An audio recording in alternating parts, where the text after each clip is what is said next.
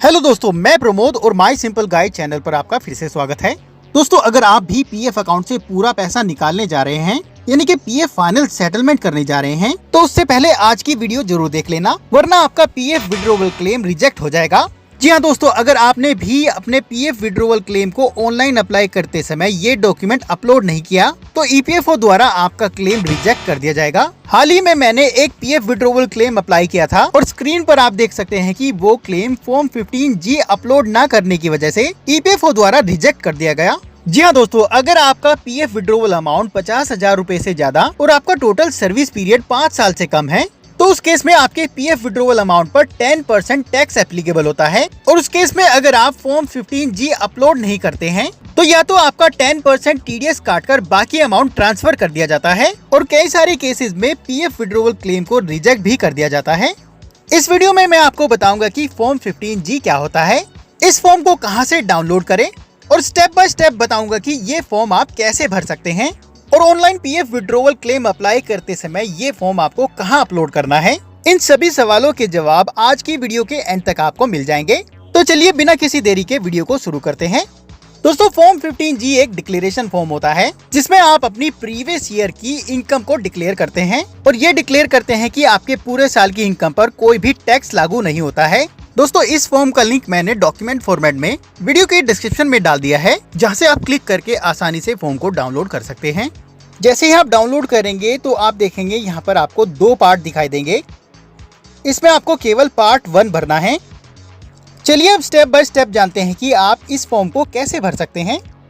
इस फॉर्म में आप देखेंगे आपको टोटल 19 पॉइंट्स भरने हैं।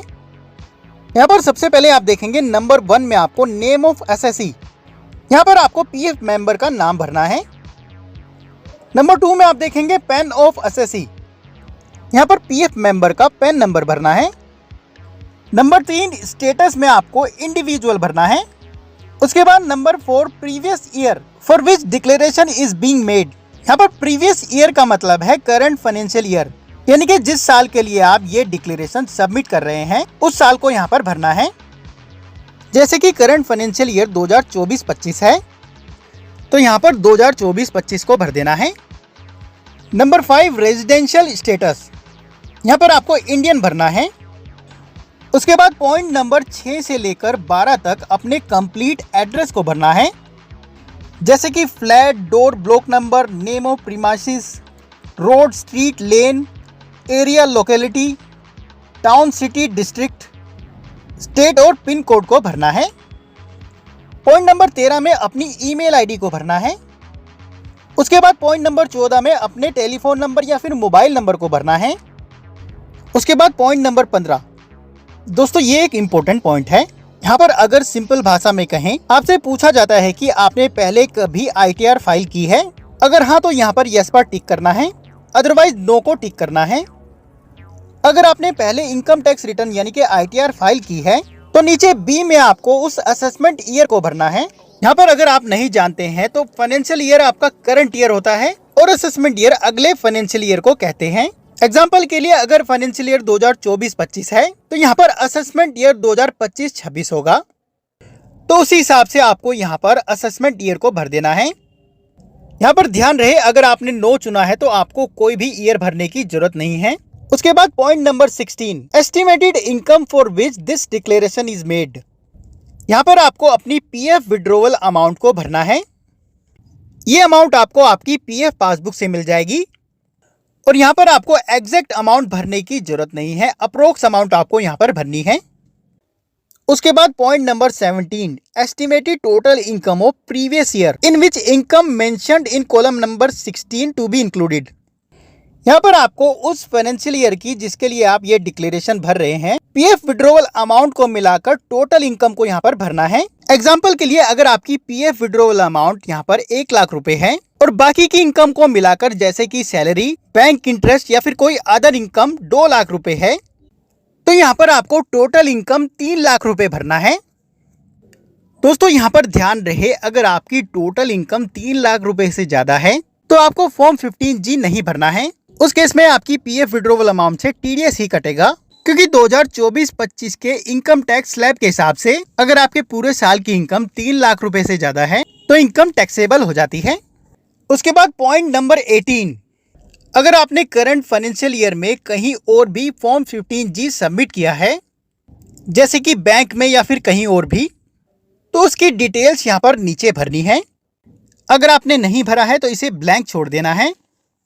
और अगर फॉर्म 15G भरा है तो यहाँ पर कितने फॉर्म आपने भरे हैं और कितनी अमाउंट के भरे हैं उसकी डिटेल्स यहाँ पर नीचे भरनी है। उसके बाद point number 19, detail of income for which the declaration is filed. यहाँ पर सबसे पहले आपको सीरियल नंबर में 1 भरना है। उसके बाद identification number of relevant investment oblique account, यहाँ पर आपको अपने पीएफ अकाउंट नंबर या फिर यूएन नंबर को भरना है। नेचर ऑफ इनकम में पीएफ विड्रॉवल भरना है। उसके बाद section under which tax is deductible, यहाँ पर आपको 192A भरना है। उसके बाद अमाउंट ऑफ इनकम में आपको अपनी पीएफ विड्रॉवल अमाउंट को भरना है, यानी कि जो अमाउंट आपने पॉइंट नंबर 16 में भरी है वही अमाउंट आपको नीचे यहाँ पर भरनी है। उसके बाद आपको नीचे डिक्लेरेशन ऑब्लिक वेरिफिकेशन को भरना है। यहाँ पर I/V के सामने खाली जगह पर अपने नाम को भरना है। उसके बाद नीचे आप देखेंगे for the previous year ending on के सामने फाइनेंशियल ईयर की एंडिंग डेट को भरना है, यानी कि 31 मार्च 2025 भरना है। नीचे असेसमेंट ईयर के सामने 2025-26 भरना है। उसके बाद नीचे दोबारा से एंडिंग डेट में 31 मार्च 2025 भरना है और असेसमेंट ईयर में 2025-26 भरना है। उसके बाद लास्ट में प्लेस एंड डेट को भरना है। फॉर्म को कंप्लीट भरने के बाद आपको सिग्नेचर ऑफ डिक्लेरेंट में यहाँ पर आपको दोनों जगह पर अपने सिग्नेचर करने हैं। फॉर्म को भरने के बाद आपको इसका प्रिंट आउट ले लेना है और जो डिटेल्स आपने फॉर्म में नहीं भरी है, जैसे कि सिग्नेचर, और ऊपर आपको यस या नो में एक ऑप्शन को चुनना है। उसके बाद फॉर्म को अपने फोन में या फिर कंप्यूटर पर स्कैन कर लेना है। उसके बाद जब आप अपने पीएफ विड्रॉवल क्लेम के लिए ऑनलाइन अप्लाई करते हैं और उसके लिए फॉर्म 19 को चुनते हैं, तो फॉर्म को चुनते ही नीचे आपसे फॉर्म 15G अपलोड करने के लिए बोला जाता है। यहाँ पर जो फॉर्म आपने स्कैन किया वो फॉर्म अपलोड कर देना है और फॉर्म की आगे की डिटेल्स भरने के बाद फॉर्म को सबमिट कर देना है। दोस्तों यहाँ पर मैं आपको एक और चीज क्लियर कर देता हूँ, टीडीएस केवल आपकी पीएफ विड्रॉवल अमाउंट पर एप्लीकेबल होता है। पेंशन विड्रॉवल अमाउंट पर कोई भी टैक्स लागू नहीं होता है। ये फॉर्म आपको केवल पीएफ फाइनल सेटलमेंट के केस में ही भरना होता है। पीएफ एडवांस विड्रॉवल या फिर पेंशन विड्रॉवल के केस में ये फॉर्म आपको नहीं भरना होता है। तो दोस्तों इस तरीके से आप अपने फॉर्म 15G को डाउनलोड कर सकते हैं और उसे भर सकते हैं और ऑनलाइन उसे अपलोड कर अपने टैक्स को बचा सकते हैं या फिर अपने क्लेम को रिजेक्ट होने से बचा सकते हैं। वीडियो अगर पसंद आई है तो प्लीज लाइक कर देना और ऐसी और भी वीडियोस के लिए प्लीज सब्सक्राइब करना मत भूलना।